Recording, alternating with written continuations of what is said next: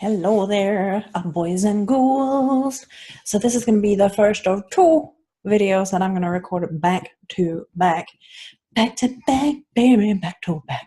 I don't know what this is. This is Flipper Emotions. This got weird quick. So this first video is going to be a little bit more serious, and the second video is going to be a fun little haul. But this is technically a haul, but it's not. It's a haul of a book variety. It's a review. I recommend. Oh my goodness, go out and support these women. Aren't they freaking amazing? With this face. Scary face. Do it or scary face will stay. Okay. In all seriousness, this is an amazing book.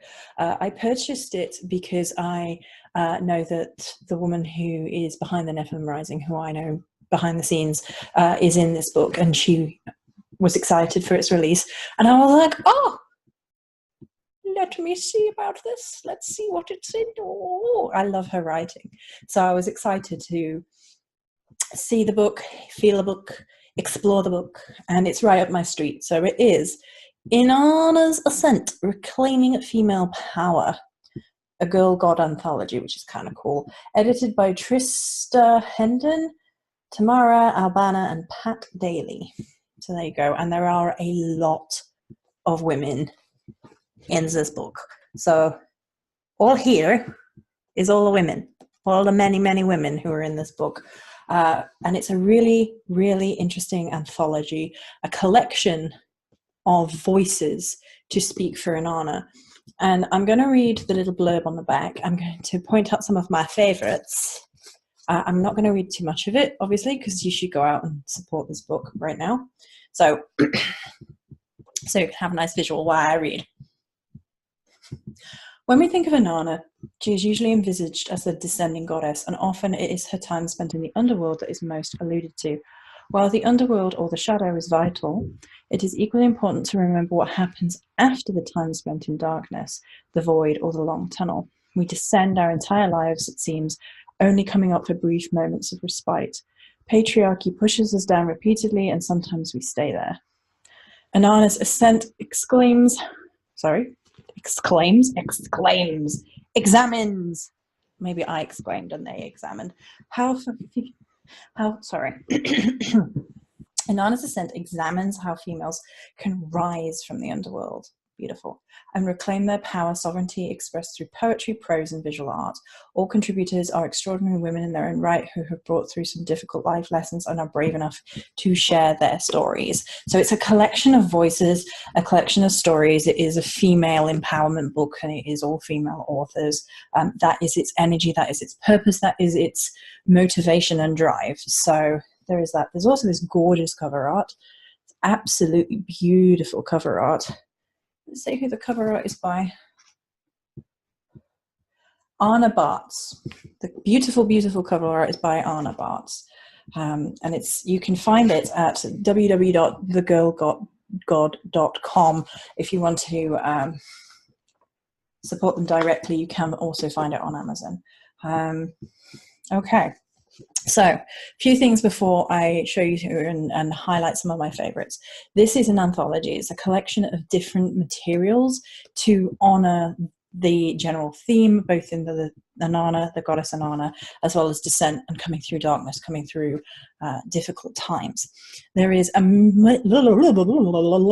I could get my words out right, we would do it, we would do it, we would do it, we would do it. There is mixed media within here. So there is some art, there is some poetry, there's some prose, there's some presented as if it was theatre, like if you were reading a play behind the scenes. There are some which are more essay-like, some which are more sort of they dissect the etymology and look at things in a very matter-of-fact way. There are some very deeply personal recountings of stories, and it's a very eclectic mix of different media, and it's not something I think that you would just read through.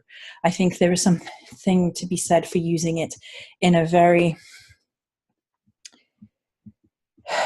in fact, it's very much like Inanna, like steps down to the underworld and steps back up again, and pieces of yourself breaking away and pieces of you reclaiming. So working through it a piece at a time is kind of like how it flows naturally, and that, considering the subject material, is pretty much exactly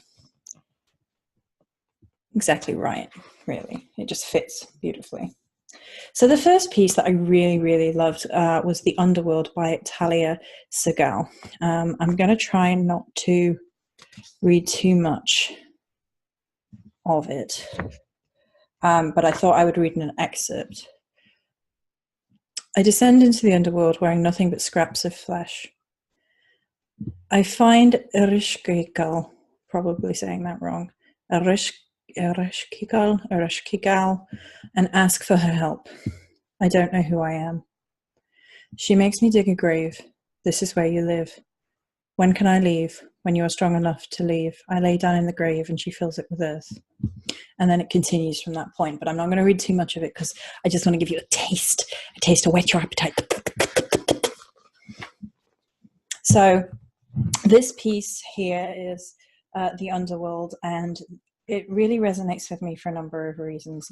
It's very visceral. It's talking about the spiritual descent into the grave and like dying, basically, in a spiritual sense, until you find resilience and are reborn from that.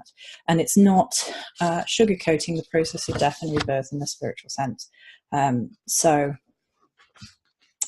it's lovely for that. Right. And now, obviously, the second one, now this isn't in numerical order because #Virgo went that way, not my favorites, but this is the reason I got the book. This is my lady right here. This is a Nephilim Rising. She wrote A Dive into Darkness to Become the Light. It's quite personal, but I'm going to read this line because I think this line gives the energy of it. You can't teach courage, you can't teach strength, you can't teach rebellion. And it's very much talking about the self when the self feels bombarded by society and the shadows and the trauma and feeling very, very stuck and reclaiming a sense of self. All of these are themes which resonate very strongly with me, as you can probably tell. So the next one that really spoke to me was Seeking Oracles by Donna Snyder. This is very poetic in language. There's something really beautiful about this. It's absolutely evocative in a way that I try and resonate myself. So I appreciate it in others when it's done this well.